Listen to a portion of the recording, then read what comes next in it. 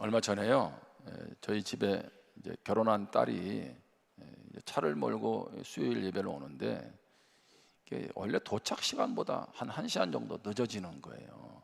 그러니까 저도 그렇고 아내도 그렇고 좀 걱정이 되지 않겠어요? 혹시 또 무슨 사고가 나지 않았나? 그래서 이제 집에 왔는데 왜 이렇게 차가 늦었냐 이렇게 물어봤더니 바로 앞차가 교통사고를 냈다는 거예요. 지나가는 그 사람에게. 이제 그러면서 많이 늦어졌다는 거죠.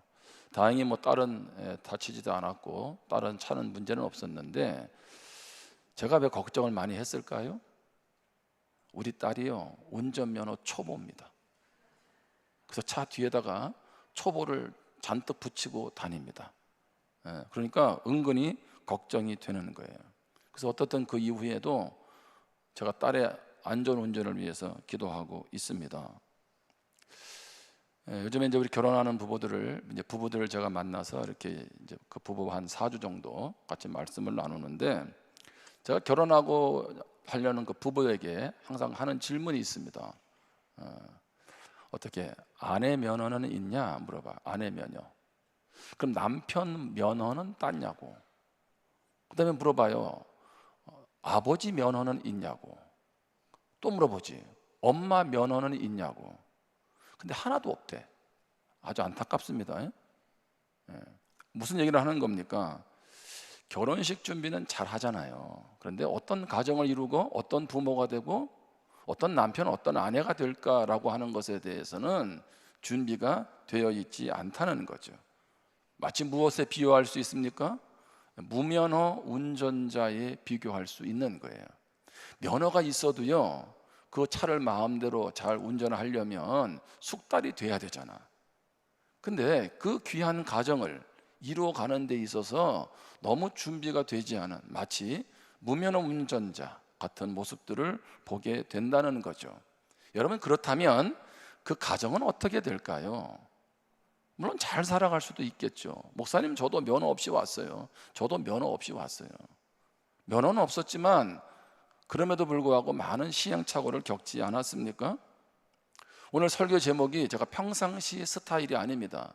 우리 목사님은 왜 이런 제목을 기록했을까요? 1번, 폭염이어서. 날이 더워서. 제목도 제가 한번 바꿔본 거예요. 이렇게 제 스타일대로 안 하고. 여러분, 교학 상장이 뭘까요? 한자로 사자성어죠. 자, 공부하겠습니다. 한자를. 자, 가르칠 교, 배울 학, 서로 상, 잘하다 장 또는 성장하다 장입니다. 자, 이 내용의 뜻은 뭘까요? 가르치고 배우며 서로 성장하는 것입니다. 자, 한번 읽어보겠습니다. 시작. 배우며 함께 성장한다는 것이다. 우리는 가르치는 사람은 가르치는 것으로 끝날 수 있지만, 사실은 가르치는 자도 가르치면서 어떻게 합니까? 배우게 되죠. 어떤 지식적인 것이나 그런 것들을 내 것으로 하려면 가르치면 됩니다. 왜요? 그만큼 준비를 많이 해야 돼요. 그러면서 이게 이렇구나, 이런 생각을 하는 거죠. 여러분, 그렇게 보면 말씀을 통해서 가장 많이 배우는 사람은 누굴까요? 접니다. 저는 주로 뭐 해요? 말씀을 가르쳐야 되잖아. 설교해야 되잖아. 그러려면 어떻게 해야 됩니까? 그만큼 준비를 많이 하겠죠. 준비하다 보면 하나님 말씀이 이런 게 있었네, 이렇게 살아가야 되네 라고 깨닫게 되는 거예요. 여러분, 나이가 들면 배우지 말아야 됩니까? 어차피 다 기억에서 사라지니까. 그렇지 않습니다. 우리는 평생 배움의 과정을 우리 가운데서 가져가야 되는 거죠. 여러분, 신앙생활도 가르치는 자나 배우는 자가 함께 자라가야 되는 줄 믿습니다. 여러분, 이번에 여름에 계속 수련회들이 진행되잖아요. 청년들, 청소년들이 수련회를 연합으로 진행했습니다. 우리가 생각해 볼 때는 좋다, 청년하고 청소년이 연합으로 하니까. 그런데 사역자나 개개인들 입장에서는요, 이 수련회가 좀 버겁습니다. 쉽지 않아요. 왜 그래요? 중학교 1학년부터 결혼 안 한 35세 청년까지 같이 모여 있다고요. 그러면 이게 정서적으로나 뭐 지식적인 면에서나 깨달음의 면에서나 필요들이 다 다르잖아요. 이게 쉽지 않은 거예요. 모양은 좋은데. 이제 그러면서 제가 이제 수련회 끝나고 피드백을 좀 자세히 받았어요. 그래서 이제 설문지를 쭉 보는데, 이제 우리 교회에 우리 아동부나 청소년들을 보면 청년들이 교사들이 많아요. 청년들이. 그러니까 이 청년들이 고민이 있었던 거야.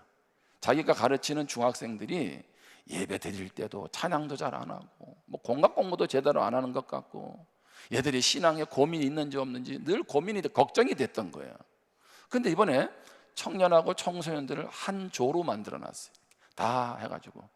처음에는 얼마나 이게 냉랭했는지. 그렇지 않아도 청소년들은요, 알다시피 요즘 청소년들은 반응을 안 합니다.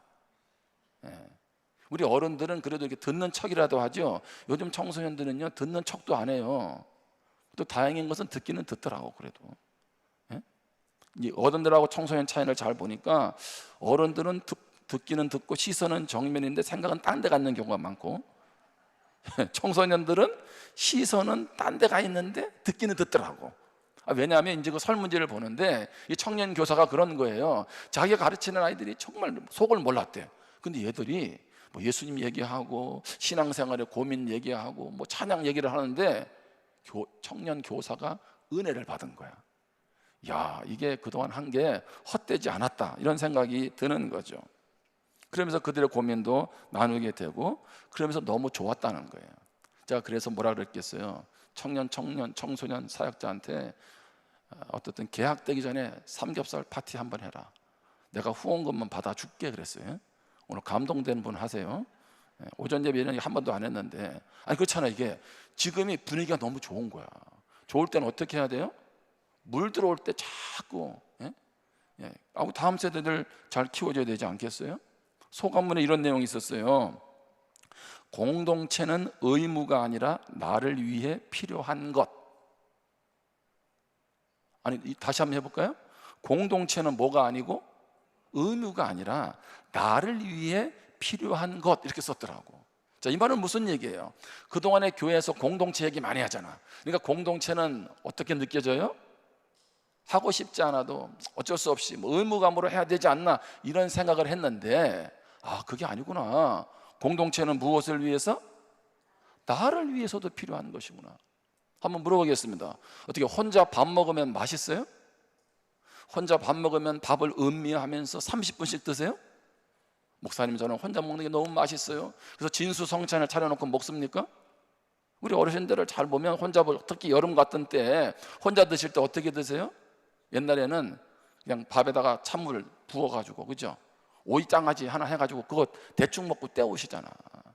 그래서 몸이 안 좋으니까 여름에 뭐를 드세요? 보양식을 드신다고. 요즘에는요, 보양식 너무 안 먹어도 된대. 왜요? 칼로리가 많이 올라가서. 그래서 요즘 보양식은 야채를 먹어야 된대. 네? 여러분, 레스토랑이라고 들어보셨어요? 레스토랑? 레스토랑이 원래요, 프랑스의 국물 요리인데 이게 보양식이랍니다. 이게 식당으로 이름으로 바뀌었대요. 제가 뭘 얘기하고 있냐면, 어쨌든 우리 공동체라는 것이, 그렇죠? 혼자 밥 먹으면 맛없잖아요. 왜 주일날 교회 와서 밥 먹으면 맛있을까요? 1번, 아침을 굶어서. 예? 제가 볼 때 그거보다는요, 무엇해서? 같이 먹어서. 반찬은 별로 없고. 오늘부터 한 달 동안 밥이 없어서 좀 죄송한데, 날이 너무 더워서. 이런 무엇보다도 서로 가르치고 배움이 일어나는 곳이 어디가 돼야 돼요? 교회가 돼야 되죠. 뿐만 아니라 어디가 돼야 됩니까? 가정이 돼야 합니다. 여러분, 가정이 왜 중요합니까? 우리는 자녀들에 대한 관심이 많잖아요. 그런데 부모가 가정에서의 모습과 사회에서의 모습이 간극이 벌어지면 벌어질수록 자녀들은 혼란스럽습니다. 무슨 말인지 이해가 되시죠? 제가 우리 성도님들을 대할 때는 부드럽고 친절하고 뭐 믿음에 대해서 배려를 하는데, 집에 가가지고는 그 반대가 되면 어떻겠냐고. 사실은 그런 가정들이 많잖아요. 그러니까 아이들이 얼마나 성장하면서 많은 상처와 아픔을 갖고 크겠느냐는 거죠. 여러분, 이사야 5장에 보면, 여러분 요즘 우리가 이제 매일 아침마다 큐티하는 게 이사야서 말씀이잖아요. 근데 5장에 보면 우리 잘 아는 이스라엘 백성들을 어디에 비유하냐 하면 포도원에 심긴 극상품 포도나무라고 이야기합니다. 극상품 포도나무. 그러니까 보통 나무가 아니라 무슨 나무? 최고로 좋은 포도나무. 그런데 이렇게 심어놨더니 그러면 최고의 열매를 맺든지 아니면 뭐 중간이라도 맺어야 될 건데 들포도를 맺었다라고 돼 있어요. 여러분, 들포도는요, 그 원래 원어의 의미가 뭐냐면 악취가 나는, 냄새가 나는 포도입니다. 아니, 중간은 둘째치고 악취가 나는 포도가 돼버렸다는 거예요. 그게 누가? 하나님의 백성들이. 비유적인 표현이죠. 다시 말하면 신앙이 성숙하고 변화되어야 되는데 변질되어 버린 겁니다. 자, 문제는 뭡니까? 선지자들을 통해서 그렇게 얘기를 하는데도 불구하고 변질된 것조차 모른다는 거예요. 여러분, 여기까지 안 가기를 축복합니다. 여기까지 가면 안 돼요. 완전히 무디어진 거죠. 자, 또 어떤 경우가 있었냐 하면 알기는 알아요. 우리가 잘못 가고 있구나 이러면 안 되는데 변질된 거 알아요. 그런데 뭐예요? 지도자들 같은 경우에도 그렇게 해서 얻어들이는 부수입이 짭짤했거든요. 정의와 공의를 지키지 않아도 그 사람들로부터 착취한 것들로 인해서 내가 살기에는 좋았거든요. 그러니까 어떻게 해요? 변질되었음에도 불구하고 변화하려 하지 않습니다. 또 어떤 부류가 있습니까? 한 단계 더 나아가서 생각해 보면 변화됐습니다. 이렇게 살면 안 되겠네. 그런데 어떻게 해요? 다시 변질될 수 있다는 거죠. 여러분, 그래서 우리가 성령 충만해야 된다는 것은 바로 그런 얘기입니다. 성령이 우리 안에 거하시지만 날마다 그분 안에서 그분의 인도를 따라 살아가지 않으면 변화되었던 우리가 어떻게 될 수 있다? 다시 변질될 수 있다. 바로 그런 얘기죠. 여러분, 오늘 말씀은 예수님의 유년 시절에 대해서 언급하고 있습니다. 여러분, 성경을 잘 보시면 예수님의 어린 시절에 대한 언급이 별로 없습니다. 짧게 나와 있잖아요. 오늘도 보면. 그것은 무슨 얘기예요? 그것을 뭐 다 기록하지 않은 것은 다 기록할 수도 없고 예수님이 오신 그 목적에 대해서 다루기 위해서 그렇겠죠.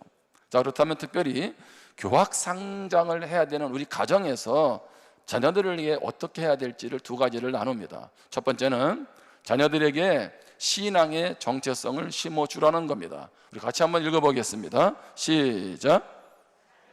신앙의 정체성을 심어주어야 한다. 무슨 얘기냐면 신앙의 정체성이라는 것은 내가 왜 예수를 믿어야 돼?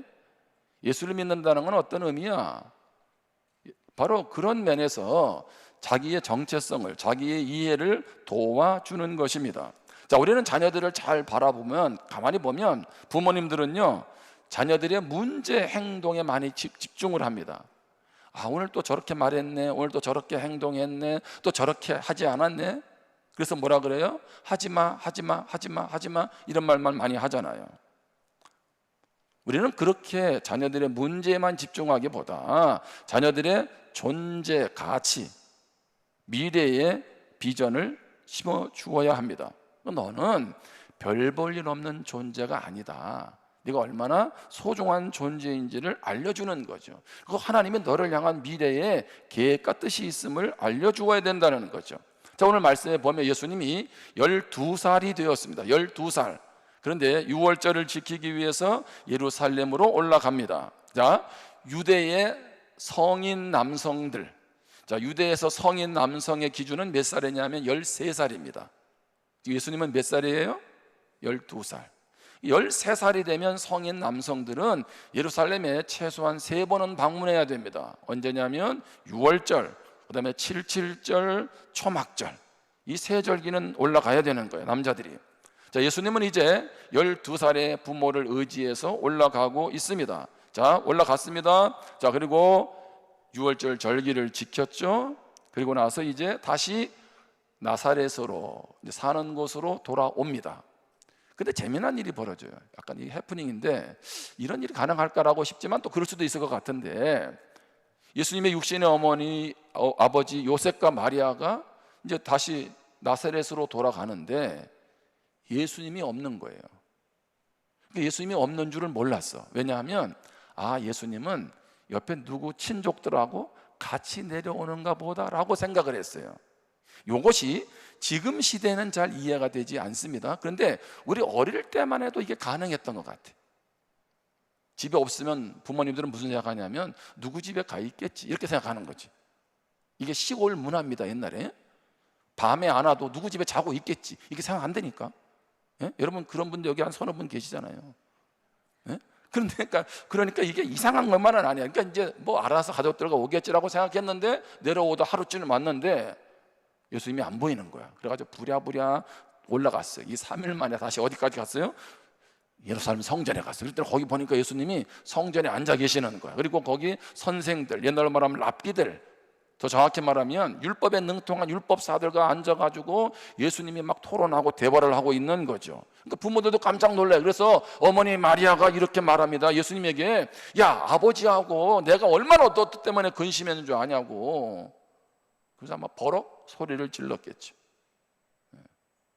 자, 그때 예수님이 뭐라고 얘기해요? 아이고 죄송하다고 이렇게 말을 해야 되는데 49절입니다. 누가복음 49절 같이 읽겠습니다. 시작. 예수께서 이르시되 어찌하여 나를 찾으셨나이까? 내가 내 아버지 집에 있어야 될 줄을 알지 못하셨나이까? 하시니. 아니 예수님이 지금 뭐라 그래요? 나는 지금 어디에 있다? 왜 나 찾냐고. 내 아버지 집에 있다고. 아버지 집이 어디인데? 나사렛인데. 지금 뭔가 느낌이 다른 거죠. 그래서 내 아버지는 누구겠어요? 하나님 아버지겠죠. 예수님은 그러면 이무대로 나이도 12살이 됐고 내가 이무대로 행동하겠습니다. 그리고 부모의 은공도 모르는 불효자입니까? 그렇지 않죠. 누가복음 2장 51절에 보세요. 예수께서 함께 내려가사 이제 다시 고향으로 가는 거예요. 내려가는데 나사렛에 이르러 순종하여 받드시더라. 누구를요? 부모님을. 육신의 부모님들을 예수님께서 어떻게 했어요? 순종했어요. 그 말은 무슨 얘기냐 하면 지금만 순종한 게 아니고 12년 성장하면서 예수님은 부모님에게 무엇했다? 효도했어요. 그러면 예수님은 왜 이런 말을 했을까요? 그것은 뭐냐면 내가 성전에 있는 것은, 내 아버지 집에 있는 것은 예수님이 자신의 정체성을 분명히 알았다는 거예요. 내가 누구인지를 알았다는 거죠. 예수님은 단순히 육신의 부모님을 위해서만 있는 게 아니라 무엇을 위해서? 온 인류를 구원하기 위한 구원자로 이 땅에 보내셨음에 대한 분명한 자기 정체성을 알고 계셨다는 거죠. 저는 여기서 이런 질문이 딱 떠올랐어요. 여러분 12살은 나이가 많은 거예요? 적은 거예요? 자, 그러면 우리로 말하면 초등학교 몇 학년입니까? 5학년. 어려요? 안 어려요? 어려요. 뭐 그 당시 13살 성인이 된다 하더라도 어려. 자, 그러면은 우리는 부모님들은 또 교회에서 또 청소년들이나 뭐 밑에 아이들에게 뭐라 그래요? 애가 뭘 아냐고. 여러분 그런 경우가 있잖아요. 그렇죠? 그리고 인격적으로 대하지 않고 함부로 대하는 경우들을 우리는 가끔 보게 되죠. 자, 분명한 것은요, 예수님은 12살인데도 신앙의 정체성을 가졌어요. 지금 밑에서 유치부 성경학교 하고 있어요. 여러분 그거 아세요? 유치부는요, 아이가 한 명에 교사가 1.5명입니다. 대단한 퀄리티입니다, 이거. 예? 여러분 우리 셀에서는 한 10명이면 목자가 1명이잖아. 그런데 유치부는 아이 한 명당 몇 명이라고요? 1.5명. 기간은 1박 2일. 다른 기간하고 비용이 차이가 별로 없어요. 그렇게 생각해 보면 아니 아이도 적은데 뭐 교사는 그렇게 많고 돈이 왜 많이 들어? 왜 그래요? 손이 많이 가요. 그 중에 표현이 죄송합니다. 한 놈이 설교 시간에 절로 튑니다. 도망가요. 그러면 선생님 한 명이 쫓아가는 거야. 누구에 붙어서? 그 아이에 붙어가지고. 그게 쉬운 게 아니에요. 여러분 이렇게 설교 듣다가 여러분 이렇게 도망가세요? 어떻게 지금 설교 시간에 나가는 분들은 화장실이 급한 분이지 뭐 속이 안 좋은 분을 빼고는 앉아 계시잖아. 근데 아이들은 못 참는 거지. 1, 2 튀면 선생님 한 명, 절로 튀면 선생님 한 명. 그러니까 지금 부모들까지 거기 앉아가지고 같이 있는 거예요. 왜? 못 튀도록. 이해가 되세요? 그러니까 많이 들어요. 시간이나 에너지나 물질이. 제가 교사들에게 그런 얘기를 했어요. 근데 이 아이들이 지금 모르는 것 같아도 뭐예요? 하나하나 무언가 배우고 있다니까. 예? 여러분, 우리 아이들에게 그래서요, 우리 교회에서 어른들의 말이나 행동이 정말 중요해요. 가정에서도 마찬가지고. 왜? 인격이 있거든. 지금은 잘 표현을 못할 뿐이지 다 느낍니다. 느껴요. 그렇다면 우리 자녀들에게 어떤 정체성을 심어줘야 될까요? 이게 출애굽기에 있는 말씀이고 베드로전서 2장에 있는 말씀이에요. 자, 첫 번째는요, 너는 하나님의 소유라는 거예요. 하나님의 소유. 자, 출애굽기 19장 5절입니다. 세계가 다 내게 속하였나니 너희가 내 말을 잘 듣고 내 언약을 지키면 너희는 모든 민족 중에서 무엇이 되겠고? 내 소유가 되겠고. 내 소유라는 말 제가 말씀에 많이 강조했어요. 자, 한번 여러분이 답변해 보세요. 히브리어로 세귤라인데 여기 소유라는 단어의 뜻은 무엇입니까? 큰 소리로 시작. 다시 한번 물어볼게요. 큰 소리로 해보세요. 소유라는 단어의 뜻은 무엇입니까? 성가대가 조금 나왔어요.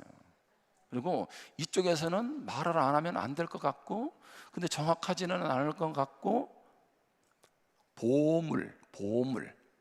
소유라는 말이 뜻이 뭐라고요? 보물, 금은 보석 같은 보물, 보배라는 뜻이에요. 자, 여기서 이 소유라는 이 히브리어 세귤라는요, 보물 중에서도 왕이 특별히 아끼는 보물입니다. 여러분, 왕이 먹는 음식은 다르잖아요. 그렇죠? 근데 왕이 특별히 아껴요. 그런데 일반적인 왕도 아꼈는데 우리 하나님은 어떤 왕이세요? 만왕의 왕, 만군의 주가 되신다고 되어 있잖아요. 그러니까 만왕의 왕 대신 하나님이 아끼는 보물, 그게 뭐라고요? 나라는 거예요. 여러분, 이 아침에 그런 나 자신으로 인해서 감사하고 다시 일어나기를 주님의 이름으로 축복합니다. 하나님이 나를 보물이라고 하는 거예요. 소유, 그러니까 뭐 내 마음대로 막 좌지우지하는 그런 개념이 아니라는 거죠. 여러분, 현대인들은 자신의 가치를 무엇에 두고 있습니까? 좋은 아파트에, 남보다 잘 살면, 남보다 성공하면, 남보다 외모나 또 학교 학생으로 말하면 성적이 좋으면 자존감을 거기에 두고 있지만, 성과로 판단하지만 하나님은 성과와 성취로 우리를 판단하시는 것이 아니라 존재 자체로 사랑하시는 줄 믿습니다. 아멘. 그래서 예수 그리스도를 우리에게 보내주셨잖아요. 자, 베드로전서 2장 9절에 보면 그러나 너희는 택하신 족속이요 왕같은 제사장들이요 거룩한 나라요 그의 무엇이 되었다? 소유가 된 백성이다. 자, 하나님이 우리를 택하셨다는 거예요. 그래서 예수 그리스도의 피값으로 우리를 사신받아 하나님의 자녀 삼아주신 줄 믿습니다. 소유라는 말이나 하나님의 자녀가 되었다는 말이나 같은 말이죠. 여러분, 자녀가 있는데 그 자녀를 내몰라라 하는 부모 있습니까? 내 생명까지도 아까워하지 않고 자녀를 돌보고 사랑하는 것이 그게 부모인데, 하물며 우리 하나님 아버지가 우리를 어떻게 대하시겠냐는 거예요. 그래서 많은 사람 가운데 너를 택했고 너는 소유가 된 백성, 보물이다라고 말하고 있는 거죠. 여러분, 보물을 어떻게 대하세요? 여러분, 집에 금이 있습니다. 금은 어디다 둡니까? 화장실에 두세요? 어떻게 손님들이 많이 오면 TV 앞에다 탁 올려놓습니까? 금 올려놔요? 제가 알기로는요, 다 치웁니다. 혹시나 사라질까봐. 예? 그렇잖아요. 애지중지하면서 보호하잖아요. 하나님이 우리를 보물이라고 여기는 것은 그렇게 여기신다는 거예요. 그래서 하나님은 그래서 시편에도 보면 주무시도 아니하시고 졸지도 아니하시고 우리를 지키신다. 왜 주무시지도 졸지도 아니하시면서 지키세요? 우리가 무엇하니까? 그만큼 귀하니까. 아멘?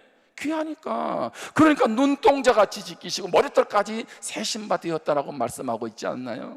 여러분, 우리 자녀들이 이런 신앙 안에서 정체성을 가지면 어떻게 살아가겠냐는 거예요. 우리 또한 마찬가지죠.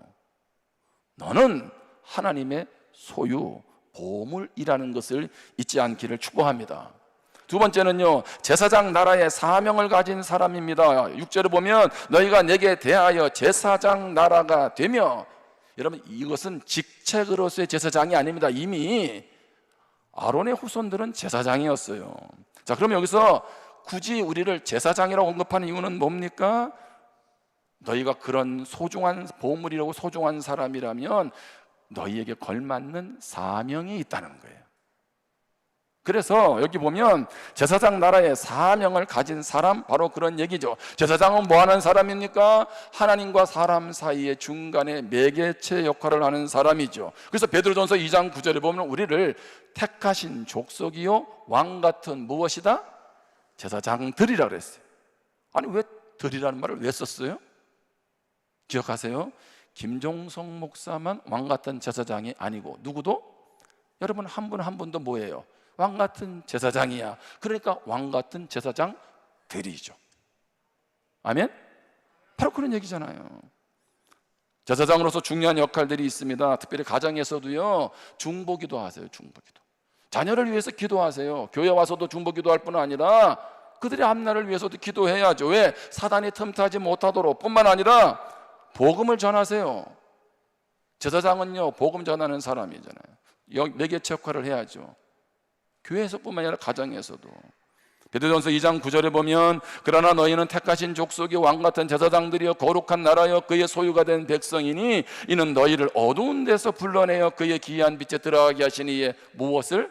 아름다운 덕을 선포하게 하려 하심이라. 아멘.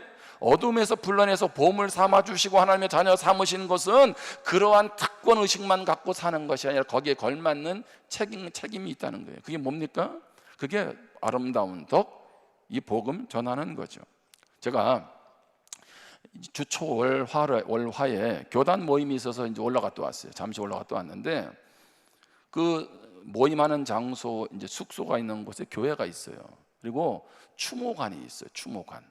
납골당 같은 게 있는 거죠. 그리스도의 납골당이. 그래서 이제 잠시 거기 가봤어요.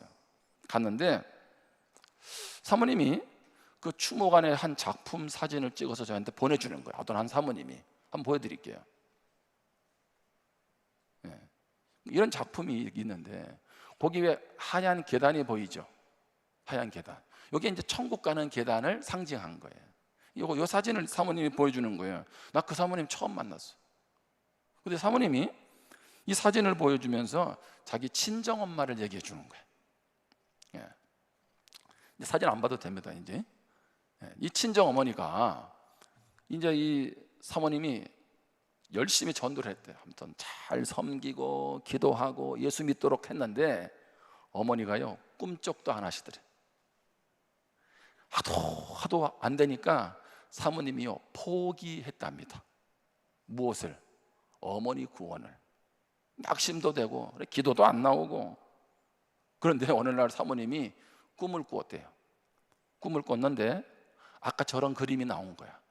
단은 안 나오고 천국 가는 계단이 있는데 맨 밑에 자기하고 어머니가 있더래요. 근데 자기는 손잡고 있는데 자기는 계단으로 싹 올라가더래요.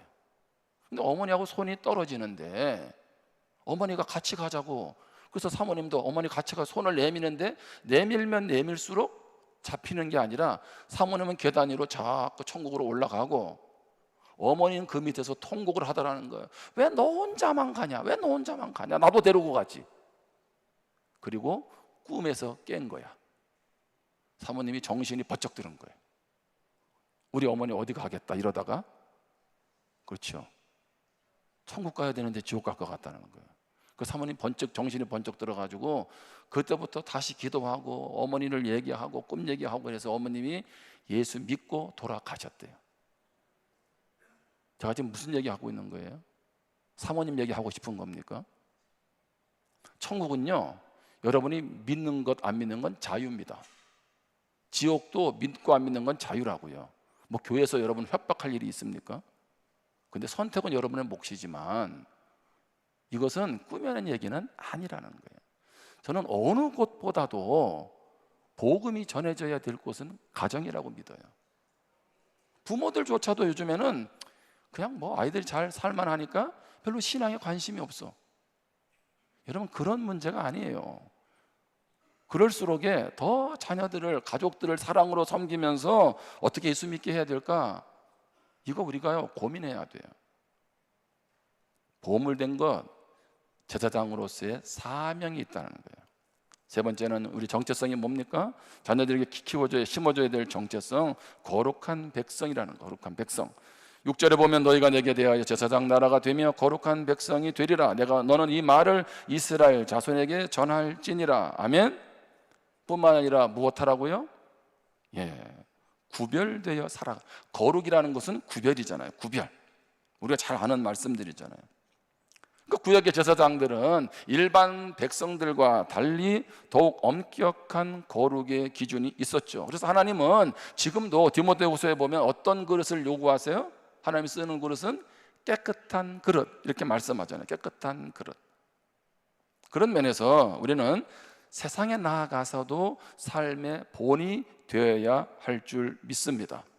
왜? 내가 누구인지를 알고 하나님 앞에서 어떤 사명이 있는 줄 안다면 우리는 세상 사람과 똑같이 살아갈 수는 없다는 거죠. 그들과 다른 가치관 속에서 다른 삶의 모습들이 나타나야 된다는 겁니다. 그런 것이 어디에서? 우리 가정에서 이루어져야 돼요. 특별히 누구에게?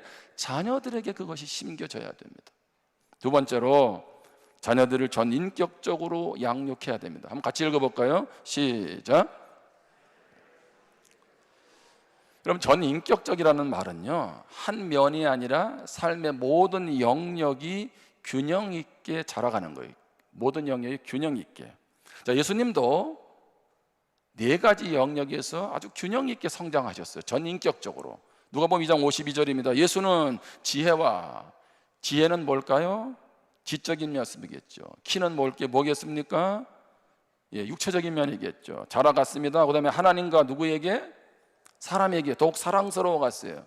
하나님에게 사랑받고 사람에게도 뭐예요? 관계에서도 인정받았다는 거죠. 자, 그래서 다시 말씀을 우리가 이미 잘 알고 있잖아요. 전인격적인 성장은 네 가지 요소를 갖고 있는 거예요. 첫 번째는 지적인 성장. 바로 뭐예요? 지혜. 하나님 말씀을 배우고 분별하며 바른 판단력을 갖는 거죠. 자, 누가복음 2장 46절입니다. 사흘 후에 성전에서 만난즉 그가 선생들 중에 앉으사 그들에게 듣기도 하시며 묻기도 하시니, 예수님이 지금 12살에 거기 있는 율법사들 선생님들하고 막 얘기를 하는 거죠. 그런데 47절에 듣는 자가 다 그 지혜와 대답을 놀랍게 여기더라. 누구의 지혜와 대답을? 와, 예수님이 12살인데 어떻게 저렇게 율법사들보다 그 해결하지 못하는 질문에 대해서 답변을 할 수 있지? 탄복을 하고 있는 거예요. 거기 있는 주변 사람들도 저 사람이 누군데? 제가 누군데? 왜 12살이니까 저렇게 똑똑해? 이렇게 말하는 거죠. 누가복음 2장 40절에 보면 예수님을 향해서 아기가 자라며 강하여지고 무엇이 충만하며? 지혜가 충만하며 하나님의 은혜가 그의 위에 있더라. 아멘. 예수님은 뭐가 충만했어요? 지혜가 충만했어요. 여러분의 자녀가 지혜가 충만하기를 축복합니다. 지식이 충만하라는 거예요. 두 번째, 신체적인 성장, 키가 자라셨다 그랬잖아요. 우리 그런 말 하잖아요. 건강한 신체에 건강한 정신이 깃든다고. 최근에 미국의 테네시주에 있는 부모님들이 주에다가 교육청에다 요구를 했어요. 초등학교 아이들을 하루 쉬는 시간을 40분 보장해라. 이것이 아예 법으로 만들어졌어. 부모들의 요청에 의해서. 아마 쉬는 시간이 한 15분, 20분밖에 안 됐나 봐요. 그러니까 부모들이 우리 아이들 공부 더 시켜라, 체육 시간 없애라 이렇게 하지 않고 더 쉬는 시간 줘라 이렇게 요구를 한 거예요. 그래서 법으로 만들어진 거예요. 왜 그렇게 했냐면 쉬는 시간이 줄어드니까 아이들이 스트레스를 받고 번아웃되고 집중력이 떨어지더라는 거예요. 여러분, 충분히 놀게 해주면 학습과 사회성 발달이 도움이 된다는 거예요. 따라합시다. 놀아도 교회에서 노는 게 좋다. 괜찮죠? 여러분, 아이들은요 좀 무엇해야 돼요? 놀아야 돼. 놀 시간이 없으니까 맨날 요즘에 스마트폰만 혼자만 가지고 있고, 그래 정서적으로도 힘든 거 아니겠어요? 어제요, 제가 한 밤 8시쯤에 이제 교회에 있는데 아동부실을 지나가는데요, 에어컨이 3개가 잘 돌아가고 있는 거예요. 불은 꺼져 있고요, 아무도 없어요. 거기는 누가 켰을까요?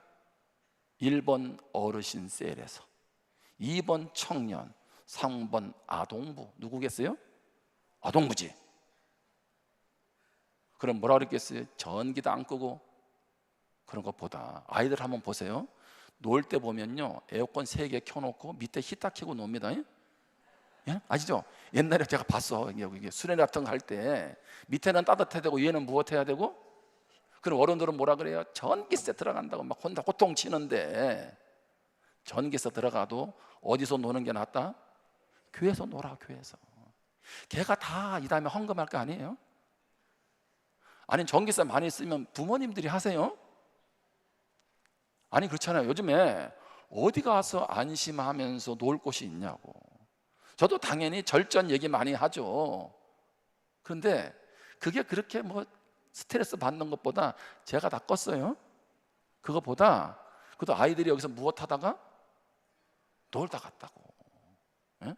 그래서 교회에서 밥 먹고 놀았으면 이 다음에 교회는 함부로 하지 않을 거 아니야. 그죠? 신앙원에서 그럴 거 아니냐고. 너무 공부만 하지 말고 좀 놀으려 그래요.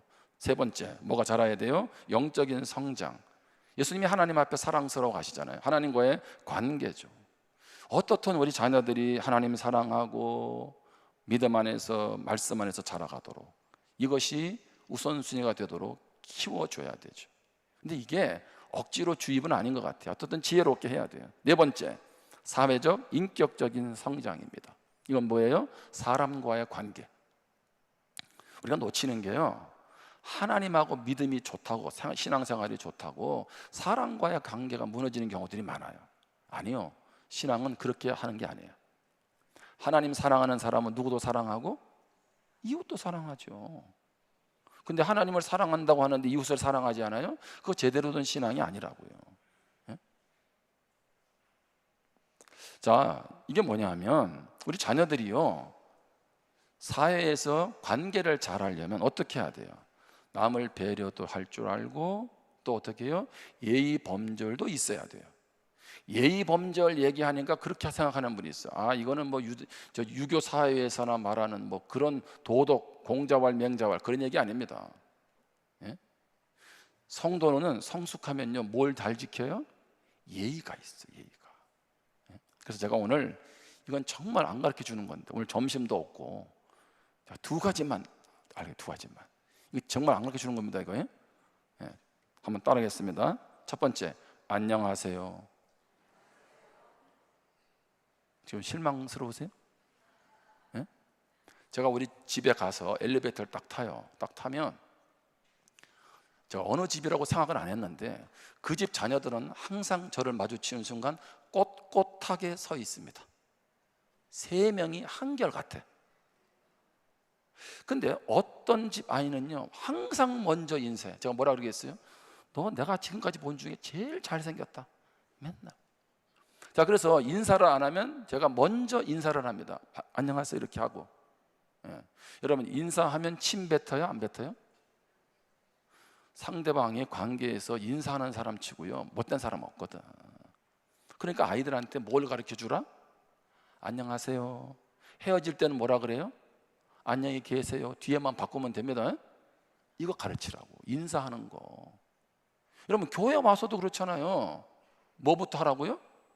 인사하는 거, 안녕하세요. 두 번째, 정말 중요한 거예요. 한번 따라하겠습니다. 감사합니다. 식당에 가서 더울 때 밥 해주면 뭐라 그래야 돼? 밑에 가서 감사하다고. 설거지하는 분한테 뭐라 하다고? 감사하다고. 이거 돈 얼마 들어요? 근데 그 말을 듣는 것과 안 듣는 건 차이가 크다니까요. 예? 이게 그 사람의 인격이 묻어나는 거예요. 예? 이거는 별거 아닌 것 같은데, 여러분 뭘 하나 봤던지 뭘 어떻게 좋은 일이 생겨 어떻든 그럴 때마다 감사합니다 해보세요. 상대방이 어떻게 하나. 예? 제가 볼 때는요, 안녕하세요, 감사합니다는 복을 넝쿨채 들어오게 하는 통로입니다. 아멘? 내가 진작에 그렇게 할 걸. 예? 지금부터 하면 됩니다. 아이들에게 가르치세요. 제가요, 제가 시골에서 자랐잖아요. 근데 제가 시골에 자랐는데 우리 동네에서요 가장 괜찮은 아이였습니다. 이거 잘 안 믿으시는 것 같은데, 그럼 물어보세요. 제가 경상북도 예천군 풍양면 서동리 서동침례교회에서 제가 신앙생활을 고등학교 때 했어요. 그러면 학교 가려면 자전거를 타고 한 40분, 50분 가야 돼요. 근데 제가 어떻게 한 줄 아세요? 왜 제가 그 개장 괜찮은 아들이었냐면, 학교를 딱 가면은 동네 사람을 보잖아요. 자전거에서 내립니다. 그리고 어른한테 안녕하세요 하고 갑니다. 예? 학교에서 돌아와서 동네에서 어른들을 보면 어떻게 하세요? 어떻게 해요? 자전거에서 내립니다. 그리고 안녕하세요 합니다. 제가 뭐밖에 안 했어요? 그 목사님 아들 정말 괜찮다는 거예요. 예? 제가 한 거 별로 없다 그랬잖아요. 뭐밖에 없어요? 자전거에 내려서 안녕하세요 한 거 하고 오면서 안녕하세요 이렇게. 그리고 뭐 동네가 긴 것도 아니야. 그냥 짧아. 예? 근데 시골 어르신들은 뭐를 좋아해요? 어른들 인사하면 좋아하잖아요. 그리고 어른들이 항상 하는 얘기가 있잖아. 쟤는 네 집 아들이야 이렇게 나오잖아요. 예? 여러분, 우리 자녀들이 뭐 크고 대단한 거 아니에요. 그거부터 신경 주세요. 제가 시간이 없어서 지금 이렇게밖에 못하지만, 그래서 사랑받도록 키우라는 거죠. 한 이야기만 하고 이제 마치겠습니다. 오늘 뭐 점심도 없는데 조금 더 길게 하려고 지금 이제. 예? 주중에 우리 일본에 후쿠야마에 파송한 우리 전영호 선교사님이 연락이 왔어요. 이제 이렇게 얘기 들었는데, 지금 후쿠야마도 날씨가 37도가 넘는데요. 일본도 더워요. 일본 가지 마요. 근데 그 성도님이 뭐 한 10명밖에 안 되잖아요. 거기에 마츠 후지라고 하는 이제 마츠 후지 상, 일본에서 선생님 뭐 이런 거죠. 아무튼 마츠 후지, 아무튼 이제 이름이 잘 안 되는데, 아무튼 마츠 후지 상 부부가 교회를 나오는데 이 부부는요, 특히 그 부인은 나이가 75세, 남편은 뭐 80에 가까운 분이잖아요. 근데 이분들이 교회를 그렇게 섬기고, 예? 본이 된대요. 그래서 마치 성경에 브리스길라 아굴라 부부 같은 그런 부부라는 거예요. 근데 이제 이분들이 교회를 오잖아요. 교회를 오면 이 75세인 이 어르신이, 이 부인이 교회 반주를 한대. 예? 피아노 반주. 그리고요, 예배 사회도 맡고 교회 정원을 다 돌본대요. 풀도 뽑고. 이분들은 교회 오려면 1시간을 운전해서 온대요. 근데 1시간을 하고 오는데, 교회 올 때에 87세가 된 할머니를 태워가지고 온대요, 중간에서. 근데 이제 지난 주일에 이제 이 부인이, 75세 된 부인이 교회 오자마자 정원에 물 주고 잡초 뽑고 교회 청소를 했대요. 근데 장마가 끝나가지고 너무 후덥지근했는데도 이분이 그걸 하더라는 거예요.